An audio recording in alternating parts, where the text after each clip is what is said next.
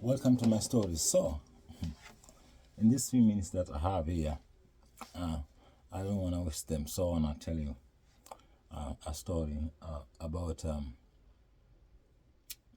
my music and the journey of my music. There are some stories whereby in other places I didn't, I had to skip because maybe it's a little longer or something like that. But okay, now I'll just go to in Nairobi. I'm not even coming to Canada. I'm just talking when I was back in Nairobi. So there was a time that our band is at a success with Philip Junga, Salim Kadima, William Mazera, Bazizi, Abba, Festa Ogano Riziki, and me, and Nico Zengikala, who was our singer too. He was blind, but he sang very well. So the band was very well known and was good in Nairobi, but we didn't have any recordings. So what are we gonna do? So somehow, and it was very hard to convince the producers, because sometimes in Nairobi producers just offer their own time and money, and they will go and rent a studio and get a band inside, but they have to like you, but somehow I don't know if they were threatened because we were Kenyans or what was going on there. I didn't know, because also Juma Toto was with us, and Juma Toto, he knew more about music business, and maybe people were afraid of him. But anyway, Juma funded us also with some money, and went to Andrew Crawford's Productions. Andrew Crawford Production, this studio has a big story, with Sheila and Mama Betty Tate, who they used to be there. They used to have a band called Kenyan Blue Stars too. Hi guys, I'm just reminding you. Okay, I'll continue. So at Andrew Crawford's, we went to record songs there, our own music. I remember I had a song Zaina, and Nico had a song called Jackie. Jackie, and either did he sing Solemba too with us? I can't remember in that recording. But anyway, we recorded, and then Juma Toto had his own song, and Oswaga Letu had his song Mabibi Wenzangu.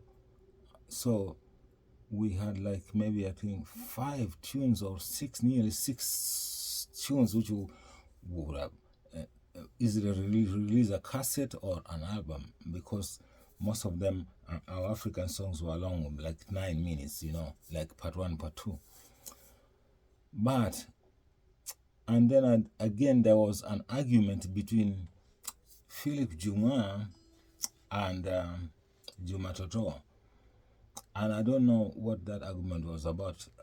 Either Juma, I don't know what, either something concerning the release and where that music was going to be released by, or who was going to be in charge of that, and who, either the names or something like that. So, because every composer song name has to be written in their names and given credits. But I think that didn't go well. Anyway, I don't know how did that go. Juma did not release the recordings, I think so. And if they were released, I would like to find them. But I left Kenya many years after that. He hadn't released those songs. So I'm not sure if he released, but I'll keep on asking. Maybe some people tell me. And then, after that, a little short while with the Zeta success, that's when our instruments again now were taken away by Utawala band in Embakasi. Those are the administration police. What they did is they came to the Ministry of Culture, which the Ministry of Culture had given those equipment to us, and our band was being paid by, and we were civilians. We didn't want to have anything to do with going in an administration police or army. But these guys were so jealous, so they came underground, and either the director was threatened or something, I'm not sure.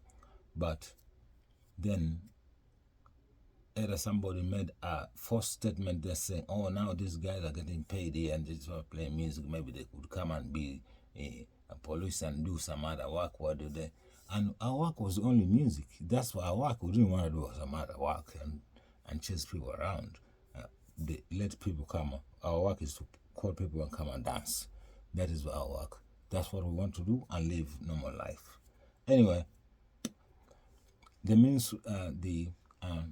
I think the director at the Ministry of Culture did not have any force or any powers, because this now was going under. And I think that guy had some power. I knew a guy who had more powers in the government, and so they had to release those equipment which were bought by government man, and they said, oh, so you see that now there. And they took those equipment to Embakasi, where at the base where they trained and where they stayed. So we went to the Ministry of Culture, because we always rehearse at the Ministry of Culture. We had our own place where we rehearse. Like for us it was performing, and then we go, we rehearse, and we do our thing. These guys, they come and spoil our bread, So they took those equipment. When we went there in the office, we were told, the equipment was taken.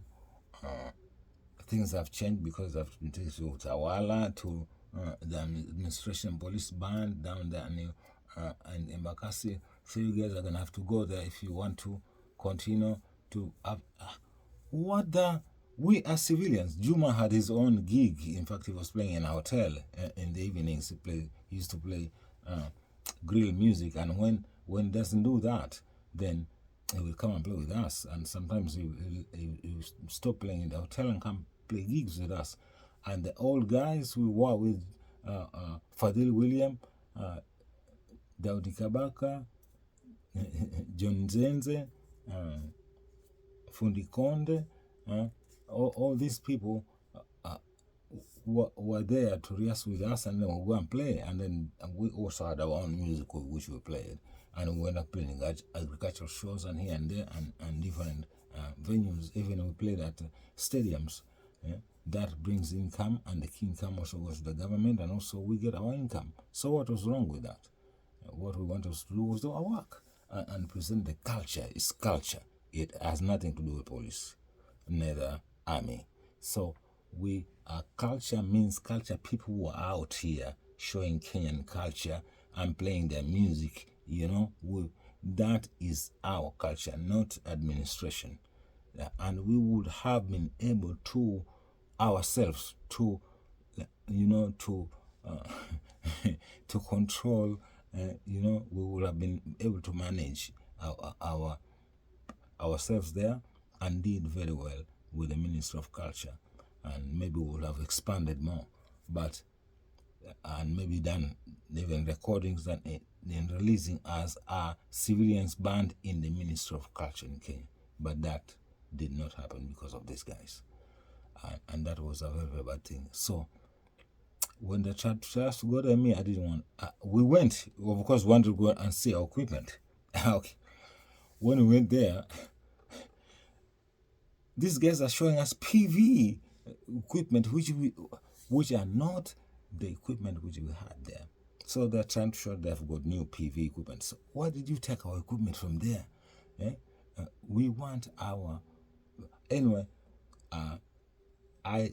we stayed there for like are there just to see what is going on there, and then we left.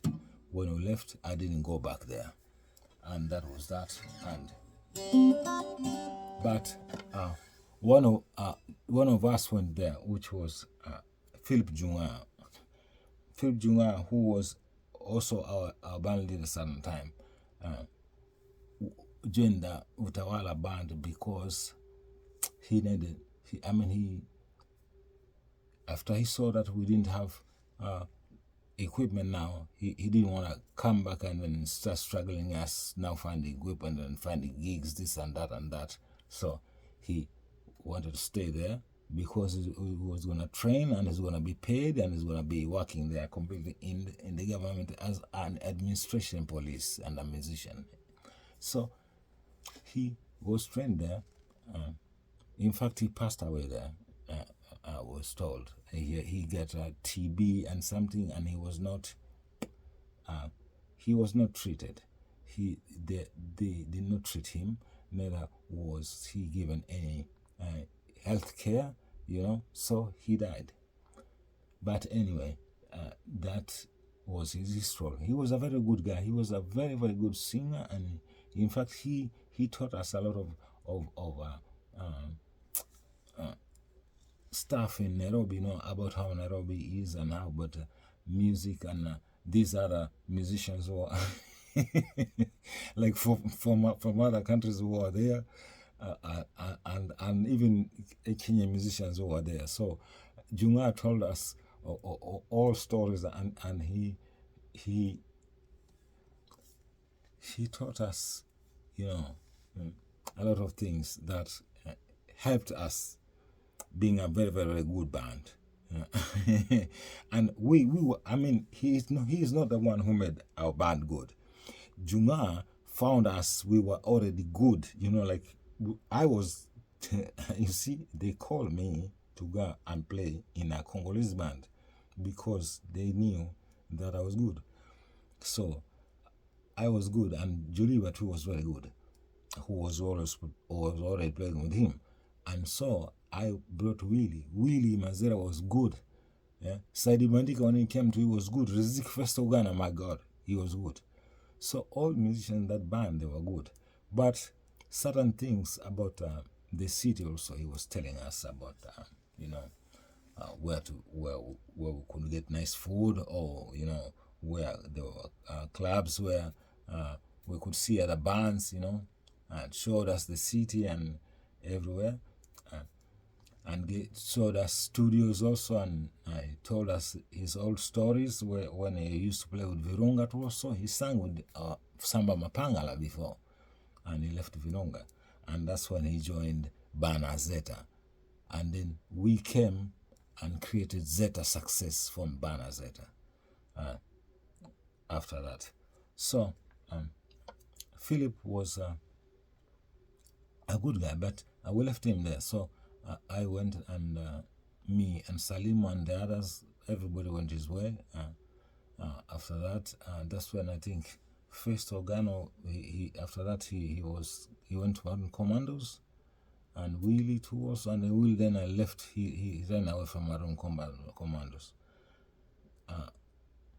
We created, me and Salim, we joined Issa Juma and started playing with him that time. And in the period in between, I used to pass by a club called Mungano, and sometimes I saw a band playing there called Mazadijo. So sometimes I play with them like on and off. Sometimes I would play 1, 2, 3 songs. I was not like a permanent musician with them, but although they liked me and they were good friends, I knew some musicians there. Anzino, I knew Abu was there, and other guys, and it was a very, very good group too. But they used to play copyrights most of the time. We played our own songs, and when you heard our songs, they were really good songs. You dance. We kept people dancing the whole night. people used to carry us up. Hey, as people will carry me up with my guitar. I say, hey, guys, you're gonna drop me down, you know. But that was time. So anyway, after that those recordings didn't happen, and so I don't know about the recordings, as I say, until a certain time I'm gonna come and ask somebody. And so after that, then me and Salim would join Isajuma played with him, and then we formed another band, me and Salim. You see how it came to be? Called Sigalame Sound System from Super Onika. And we played with Sigalame Sound System, and two Sigalame Sound Systems, the best band. Like, oh my God. But again, something happened. Our bass player got an accident and he passed away, and that really, until today, I still feel that, but I don't know. It's God. Anyway, it's time of something was gonna happen. Anyway, we couldn't continue. By that time, we had already, in fact, before he passed away, we did a recording. We have one single record called Zipporah. It's Salim. I think I'm gonna have to talk to Salim Kadima and see if I can find the song. Then when it was a time when we want to now to do the release, you know, and get it played in the radio, and then so we go on a tour. Our bass player got hit with a car and passed away, and he was the brother of our manager, who was Msanifu Machoka. So Peter, who was Machoka's brother, was our bass player. Joseph Justice, who was who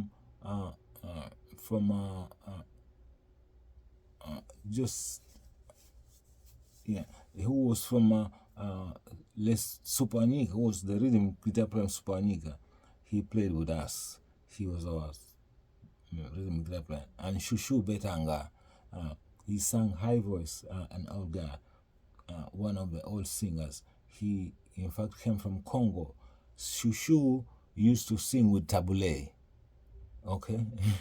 You see, these are big singers who I've come across in my life. So, Shushu used to sing a high voice. He also played with Bambo Bambo. He played with also very big bands, and people know him. He's a got very known. And at a certain time, Shushu too passed away. In fact, Shushu passed away before Peter, and we buried him. By that time, we already done recording? Yeah, we had already done recording with Shushu. Even we did even some other songs before that with Isa also, when Shushu was still alive, and Abu Omar and Salim. That was in the past before that. And then later, when we came and did our band, we recorded Zipporah with Salim in Sigalame Sound System Band. So, and we couldn't continue because our bass player passed away. And so before he passed away, Peter, we played in places. We did a short tour. In fact, we went up to Kisii. We played in Kisii at an agricultural show. We competed with Super Mazembe. They had a stand, and we had our stand. When they came on our stand, they packed. Super Mazembe, they only have 5 people.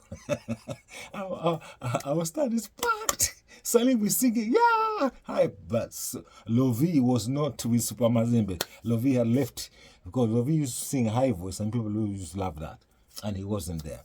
Salim here, he sings the high voice, sings like Lovi in our band. People, packed. We and people pay, you know, we have our own stand, and people pay to come in. This Super Mazembe, I'm talking a big Congolese band, which people used to fear that in Kenya. But hey, the lead guitar player here, Professor Adamo, was there. And plus, Mazembe themselves, I met them long time ago before that. Remember, I had a story long time ago. I met Mazembe in Nyeri long time ago.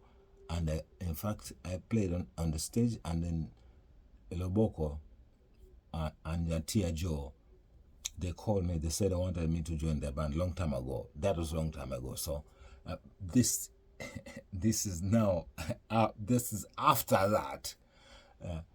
So we played there, and our stand is packed. Our drummer's name is Saido Lukoka, and Peter was the bass player. We packed the place.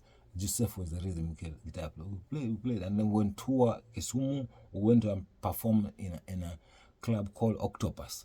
Octopus has that club inside. The walls are, are like glass. It's like the James. It's like, that movie if you saw Bruce Lee Enter the Dragon. You can see yourself into the place, so you can see 1,000 of yourself. Anyway, we played at Octopus. It's a beautiful club. Packed. We stayed in Kisumu for a little while, maybe like 2 weeks, because people loved our band. And then after that, and by that time, of course, we were in Kisumu. Now, this is the story. That time I'm there in Nairobi, Franco came. So Franco, he was playing, and then Leslie at some time in between, I had helped Leslie into recording. He had recorded his songs, and so he went and played then to Madilu and Franco. And they asked, who's this guitar player? So this is Adamo. He said, where is he? We want to take him. Maybe we can go with him in our band. By that time, I was in Kisumu, so I missed that.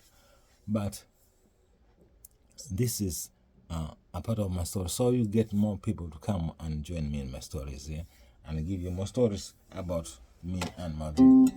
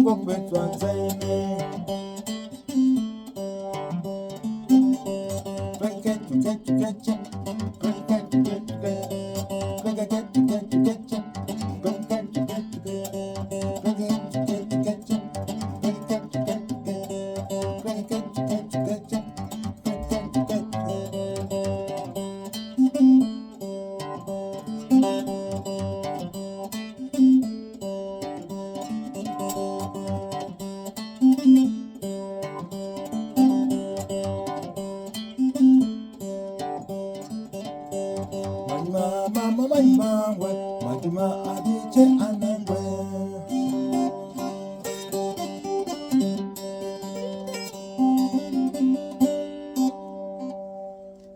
So, that's a traditional song by me, Adam Solomon. It's called Majuma. And I did not play that, but in the song I do play. Majuma, Majuma,